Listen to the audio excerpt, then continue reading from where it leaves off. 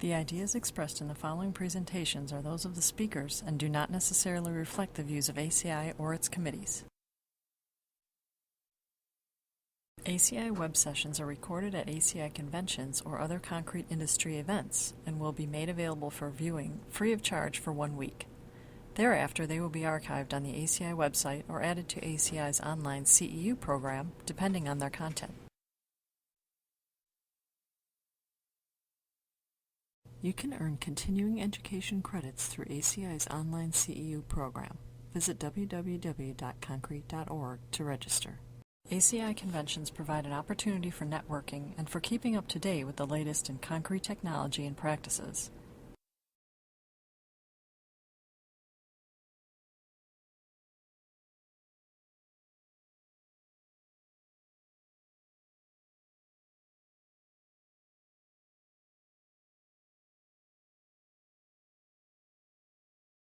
We'll go to the first presentation here. It's Dr. Peter Taylor from the National Concrete Pavement Tech Center in Ames, Iowa. And he'll be talking about joint deterioration in concrete pavements. All right, I think some of you have heard this many times, but some of you haven't, so you get to fight your way through it. The last time I gave this talk, it was 90 minutes, so Tom, Shiraz, tough. The issue that we've been working on, this is a research project that has been partially funded through FHWA, the cooperative agreement with the CP Tech Center. The other part of it was funded through a transportation pooled fund. The Fed money came to an end a year ago. We did write a report. It's on our website. We've also produced a little booklet with some of the recommendations in it. The pooled fund is ongoing. And I'll talk a little bit about what we found so far and where we want to take it in the future. So the issue that we're trying to deal with is that joints aren't doing quite as well as the rest of the pavement. Now, one of the questions I keep getting is, well, how significant is this? If you take all of the concrete pavements around the US, not many. However, if you are the city engineer of a small city where the whole city comprises 4 blocks and all 4 blocks look like this, you're not a happy city engineer. And so it tends to be localized, and the people that are experiencing it are complaining, and justifiably so. It also does have some impact on us, is that as we try and talk about concrete pavements being durable and lasting for 40, 50, 100 years, and yet the joint only lasts us 10 to 15, that puts a little egg on our faces. And so it's something we do need to pay a little bit of attention to. I'll be talking about the whys, what's happening, what are the causes, what's new, why is the traditional question we get, I've been building pavements for 40 years and never seen this before. What's different? I'll address that question, and then a couple of slides with some of the recommendations. The other point to note is the work that has been done has been a collaboration between 3 institutions. Iowa State University, Purdue, I see Jan is sitting in the back, he was part of the team. Jason Weiss did a lot of the good fundamental work, got a couple of his slides in here. And Larry Sutter is really where the ongoing work is still happening up at Michigan Tech. He's done a lot of petrography for me, and he's going to be looking at the sealant side of the story into the future. So what do we know? When we first started coming across this, every time we thought we had a theory, someone else would phone us up and say, but I've got the opposite, and that theory would go south. And it ended up with a fairly limited set of common factors. One, it only happens in cold places. Unless there's anybody from Louisiana, Arizona wants to argue with me, I'd be happy to hear from you. But so far I haven't. I actually sent out an email to DOT engineers around the country and said, who in warm places sees images like the ones I've just been showing you? I got 2 responses. One from Michigan, and one from Minnesota. Now, here we are in April, and there's snow on the ground, and no, it's not warm. So, as I say, we only seem to see it in cold places, which seems to indicate freezing and thawing is part of the game. The other thing that is common is that there is lots and lots of water, and I'll discuss this in future images. And this shouldn't be news to us. I'm a grumpy old man with lots of gray hair, and I remember my first transportation lecture that I sat in as an undergraduate, second year, 19 mumble. The professor stood up. His first lecture was, when you're designing pavements, you've got to deal with the water, because it's the water that's going to kill your pavements. So this isn't news, and yet we need to keep reminding ourselves that we need to deal with getting water away from our pavements as part of our design and construction process. The other thing is that there's more than one mechanism going on, so it doesn't always look the same. Sometimes there's a lot of familiar stuff, but what happens in Iowa doesn't look the same as what happens in Wisconsin. And it took a little bit of digging to figure out why. So, one of the common factors is that the paste system is saturated. Now, in this case, we've got a center island with a really efficient irrigation system, gushing lots of water onto the pavement, and not only into the pavement, but you can actually see the water is coming out of the joint. So it's getting into the substrate, flowing downhill and coming upwards. This concrete is really wet, and you can see the early stages of distress. Is there a laser somewhere, Peter? That'll help. All right. You can see the darkening, the shadowing we call it, due to microcracking, and then water getting into that microcracking and making it look a little bit darker. Here we have another pavement. Hate to admit, but this is a city street in Iowa. I think there are fish in there. And that was 3 days after the last rain event. That system doesn't drain. That means this concrete, at least within a few millimeters of the face, is saturated. Now, when you have weather like we had in Iowa a couple of weeks ago, where it was nice and warm, 40, 50 degrees, and down in the 20s, you can get a lot of freeze-thaw cycles, and if that hasn't drained out, you're going to be eating away that concrete. Are we surprised? Not really. All right, the other typical symptoms. This is this photo of one of Tom Burnham's cores, where the coarse aggregate is looking really clean and pretty. Now, that's really tough to do. And it's pointing loudly at the fact that the mechanism is attacking the paste and not the aggregate. So it's not decracking. So anybody from Kansas, you can sit back, relax. This isn't your problem.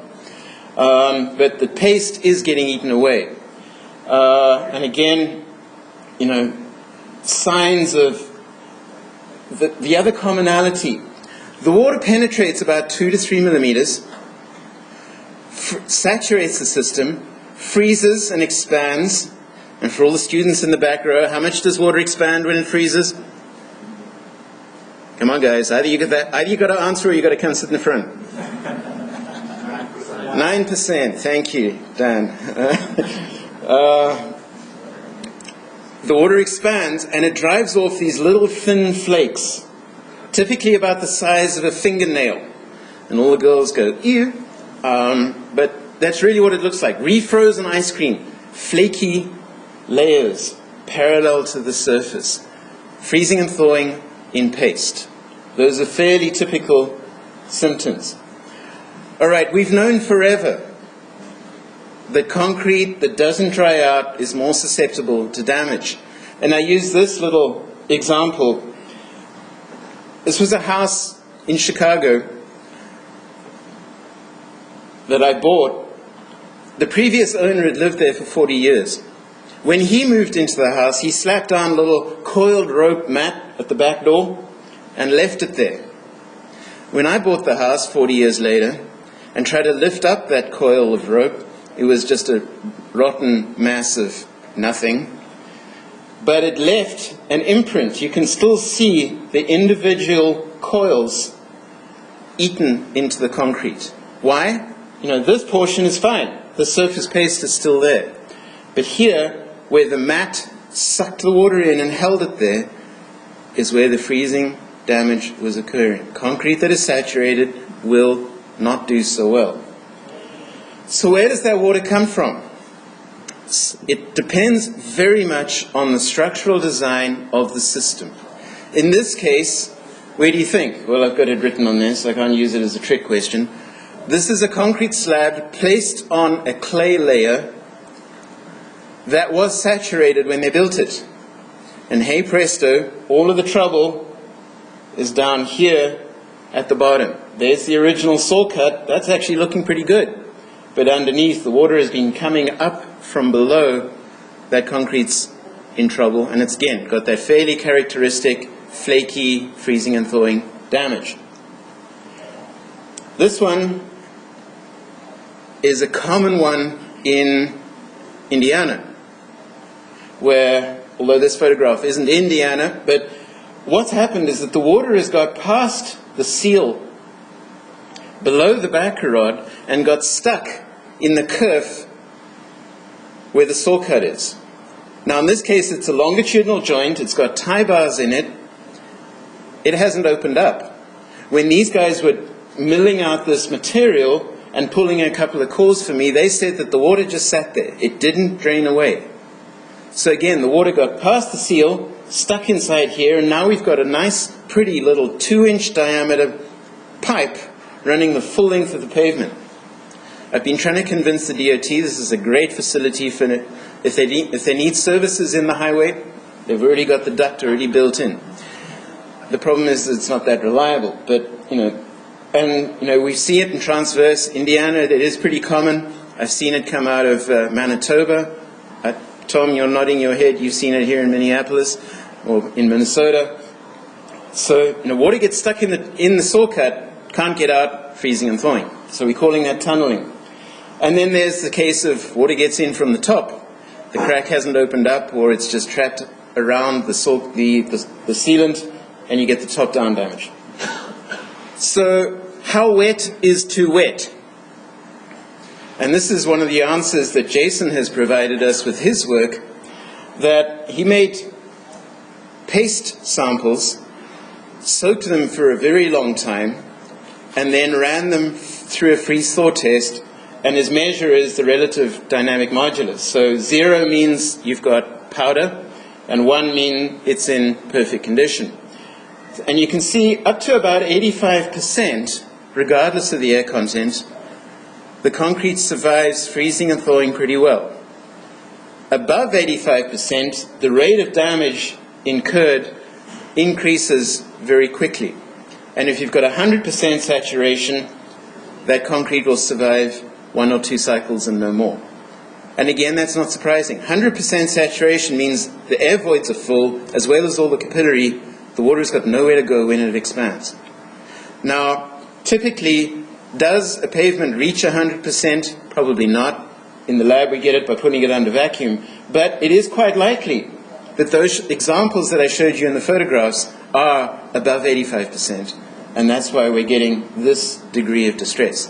Now, one of the research needs that we still have is that the only way that we have to measure moisture content is by pulling a core, weighing it, cooking it dry, weighing it, saturating it under vacuum, weighing it, and comparing the numbers. We desperately need an in-situ device that can measure within a fairly small field of influence what the moisture content is. And before you get excited and say, I've got one, it's not a relative humidity sensor. It's the water in the pores that we're trying to measure, not the water in the gas in the pores. I have found one which seems to be reported. Somebody in Utah was reporting it at TRB. I'm trying to get a hold of a few of these devices. But again, they're pretty big devices. And so I'm not sure they'll give us the local information we need. So any researchers, electrical sensing gurus out there, we need one of these, please. All right. The other place that the saturation can come from the salts. And this answers one of the questions of why what's different. Long ago, when we were young, or most of us anyway, we used sodium chloride. Now we're using mag chloride, potassium acetate, calcium chloride, all sorts of other chemicals. And the interesting thing about mag chloride is that it loves water. This is a couple of images my PhD student took. He actually made a movie out of this. He put some dry mag chloride on a tray and left it there. And after 4 hours, we had puddles. Where did that water come from? Out of the atmosphere. The mag chloride just sucks it in.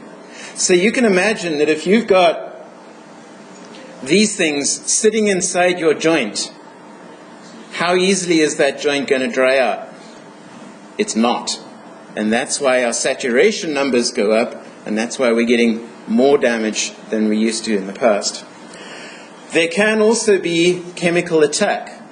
And Larry is not in the room, but he's the guru on chemical attack for concrete, the work he did for South Dakota and other work that is ongoing. You know, we can get the calcium oxychloride forming these muffin tops, Friedel salt, ettringite. All of these mechanisms depend on presence of chlorides, presence of abundant water. We see it in fairly limited cases, although, Jan, I think Indiana, you're showing most of your distress is showing some sort of chemical distress in it. Other cores we've taken around the country, we see it, but not everywhere. It seems to be more of a freeze-thaw distress. So there's something about the local practices that may be skewing this. But it doesn't explain, everything I've talked about so far doesn't explain everything that we see. And this is the one that's been confusing. Look at that section. You can see where that black stuff has been stuck in to fix it. The crack has then opened up about 3/4 of an inch away. The next crack is forming, my arrow is in the wrong place, there, another 3/4 of an inch away. So the cracks are stepping out about an inch, 3/4 of an inch at a time. Now if you break one of those pieces off, it's solid, it's hard, it rings when you hit it. Is that typical freezing and thawing? I don't think so. You know, remember what I said at the beginning, the fingernails. That's not a fingernail stuff. That's a big size piece of concrete that's good and hard, that's peeled away, about 3/4 of an inch to an inch. Now, the loud clue is that dimension. What in the concrete system is about 3/4 of an inch to an inch in diameter, the coarse aggregate. And that's what led us to think a little bit about the idea of the interfacial zone, is that you've got the interfacial zone around the aggregate particles that is slightly more porous, and if you expose that interfacial zone by cutting a saw cut through the end of it, then you've got a place for the salts to get in, the water to get in, and to do their nasty work. The crack then finds its way up to the surface under traffic loading. Still working on that, and hope to have a couple of papers out pretty soon about it. Could it be sawing? Yes, no, maybe. Really tough to actually demonstrate it. I'm not convinced that sawing is a critical part of it. Could it be traffic, loading, cliff edge stuff? Don't think so. The stresses are too low. So, the message out there, it's complicated. There's a lot of things acting on your concrete, and they all add on top of each other. What's changed? The way we do salting and brining, the quality of the air void system, because of changing chemical admixture chemistry, the stability of the air void system, the whole system chemistry is changing. And how many of you really got a lot of money to do inspection? It's not happening. And I think that's having a marked effect. Why in some joints ready mix makes a difference. We seem to have more of an issue with fillets hand placement. And that's because whenever a ready mix truck arrives, the first thing that happens is that the crew says, add more water. And so you're being delivered a 0.42 water cement ratio. You're actually getting placed a 0.45. That concrete's not as good as the rest of the stuff. We've got pavements where we've clearly shown the good stuff has got a low water cement ratio. One truckload on has got a higher water cement ratio. It's that high one that's got the trouble. So the recommendations. The game has changed. The salts are changing on us. Our whole system chemistry is changing. We've got to pay more attention. The image here is of a really expensive fence, but it's only as effective as the lock in it, which somebody has stuck a twig in there. It's not going to do a good job of keeping people out. So we've got to make sure we get everything right, including water cement ratio, air void system. So, water cement ratio, we're recommending 0.4 based on Minnesota's practices, and I think Tom will talk about that a little bit later. Air, 5% behind the paver. Don't care what it is in front of the paver, 5% behind. Pay attention to QA. This site, the only difference between this good one and the neighboring bad one was that the neighboring bad one had no supervision. This one had an engineer, consulting engineer, who in his own words was anal about supervision, quality control of the concrete being delivered. It's worth the money. And with that, I think I'm out of time. So, Peter? All right. Who's going to heckle? John?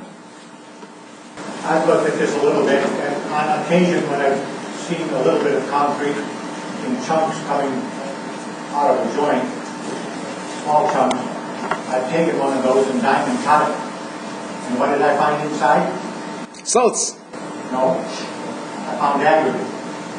The aggregate, the limestone aggregate, was actually protecting the paste of the roadway more than the paste was. And there was a thin layer of paste very close around it, whether it's the aggregate or the interfacial zone. It gives a little bit of room for things to expand.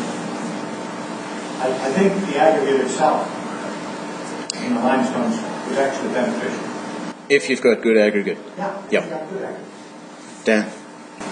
Peter, where's the water coming from? You mean about that interfacial zone one? Well, just the water that's streaming.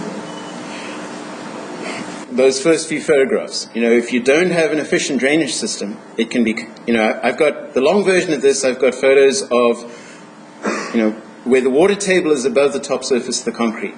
The damage is happening from the bottom up. Those tunnels, the water is getting trapped inside the joint, can't get out. On the top down one, the water is being held in place by the salts. It's not mixed water, it's whatever's being delivered by the atmosphere. So it's bottom up, top down. The difference is in the detail is that the bottom up happens when you don't have a breaker layer. So the states that use an open graded or slightly partially graded system that acts as a wick and drains it out, the damage comes from the top down. The states that don't and just slap it down on the clay, it comes from the bottom up. So it's environmental water, whether it's groundwater or snow and rain. Cut All it right. off there. Thanks. Thank you.